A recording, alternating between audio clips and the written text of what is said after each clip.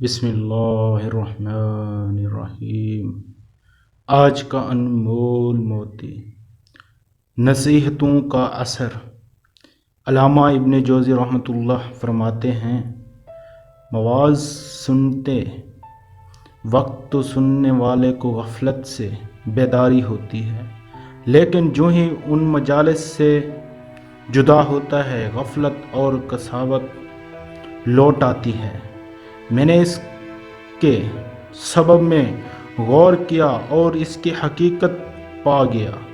میں نے دیکھا کہ لوگ اس باب میں مختلف حالات کے ہیں، لیکن یہ تو ایک عام حالت ہے کہ لوگوں کے دل مواعظ اور تقریریں سننے کے وقت اور سننے کے بعد یکساں حالت پر نہیں رہتے، جس کے دو سبب ہیں۔ ایک تو یہ کہ مواعظ کی مثال کوڑوں جیسی ہے کہ کوڑے لگنے کے وقت جو تکلیف ہوتی ہے بعد میں اس کا درد باقی نہیں رہتا۔ دوسرے یہ کہ مواعظ سننے کے بعد یا سننے کی حالت میں انسان ہر مرض باطنی سے الگ، جسم اور فکر کے اسباب دنیا سے علیحدہ کیے ہوئے، حضور قلب کے ساتھ خاموشی ہو کر بیٹھتا ہے، پھر جب دنیاوی مشاغل کی طرف لوٹ کر جاتا ہے وہ اسے اپنی تمام آفتوں کے ساتھ اپنی طرف کھینچ لیتے ہیں، پھر ان پر کشش مشاغل کے ساتھ پچھلی حالت پر باقی رہنا بھلا کیسے ممکن ہے؟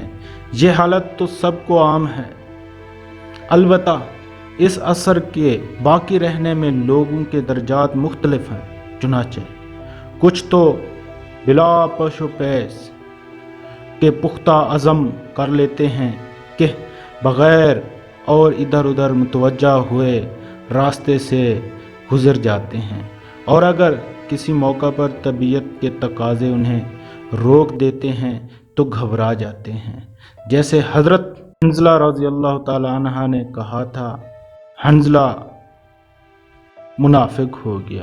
اور بعض ایسے ہیں کہ کبھی طبیعت ان کو غافل کرتی ہے اور کبھی سنے ہوئے مواعظ عمل کی طرف کھینچ لیتے ہیں، گویا ان کی مثال اس پودے جیسی ہے جیسے ہوائیں ادھر ادھر مائل کر رہی ہوں، اور کچھ لوگ ایسے ہیں کہ ان پر صرف سننے کے وقت اثر ہوتا ہے، جیسے کسی چکنے پتھر پر پانی بہایا جائے۔